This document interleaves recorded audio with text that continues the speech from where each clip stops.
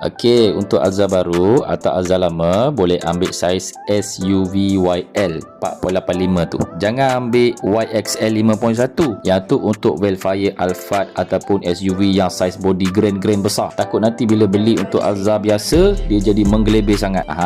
Ambil YL SUV. Dimension pun untuk setiap kereta ni dia dah bagi dah. Kalau contoh korang tekan beg kuning, korang pilih pilihan yang mana-mana kan. Korang tekan dekat dia punya gambar, dekat dalam gambar tu dia dah bagi dimension yang sesuai dalam anggaran saiz kereta korang, panjang, darat lebar, darat tinggi. Korang boleh tengok dekat situ. Kalau tak ada gambar kereta korang dalam pilihan gambar tu, sebenarnya korang check dimension tu je. And then kalau korang nak make sure saiz dimension yang tepat dengan korang punya kereta, ngam tak dengan selimut kereta ni, korang boleh guna ChatGPT.